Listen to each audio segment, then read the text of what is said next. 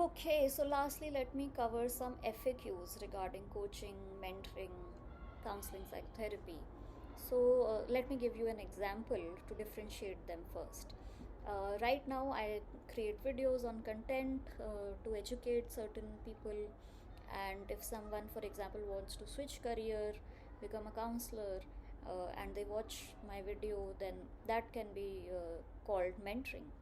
And coaching would be slightly different, in which I take up a partnership kind of role with person, and I facilitate their goal achievement. For example, if you want to switch careers, I become a facilitator in that, and at different steps in that journey I keep facilitating. Oh, okay, so have you done this, have you done this, what have you thought about, what have you acted on, etc., etc. So being a facilitator throughout that journey of switching the career, I would become the coach. And finally, the counselor or the psychotherapist, again completely different thing. So if you come to me that you want to switch careers, then I will probably try to explore uh, uh, or help you explore why you wish to switch careers, how that can be helpful, where the thought came from, etc., etc. To so really process that thought, that experience of wanting to switch careers. I hope this example really clarifies what mentoring versus coaching versus counseling or psychotherapy are.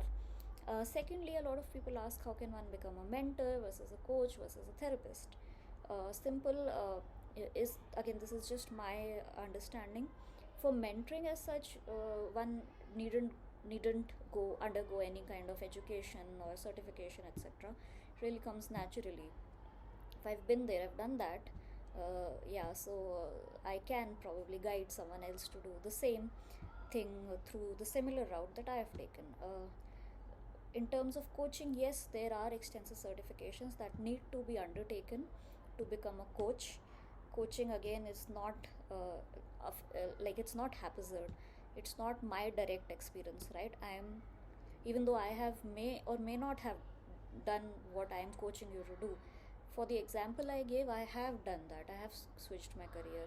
However, I may also coach someone to, say, become the CXO, and I have not been the CXO, right? Or something of that sort. So, coaching actually requires extensive training, in which both there is learning in terms of academic work, etc., and then there is also a number of coaching hours that one needs to complete, practice hours. So, and it definitely follows certain frameworks, etc. So yes, mentoring, I, in my knowledge, there is no special certification or education required. Coaching, yes, certification is required. When it comes to counseling and psychotherapy, both academic education, like a proper master's, bachelor's degree, master's degree in psychology, plus certifications are required, depending on which kind of, what type of approach one wishes to take in terms of counseling and psychotherapy. So this is how one becomes a mentor versus a coach versus a counselor or psychotherapist. So just wanted to clarify these things as well.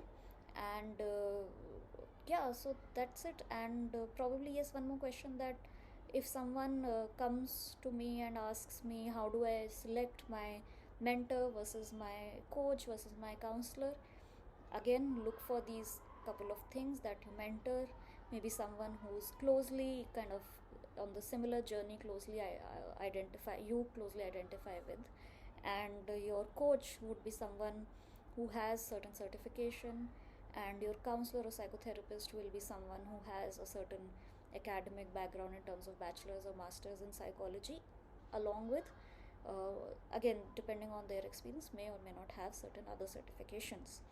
Yeah, so I hope this was helpful. All the best.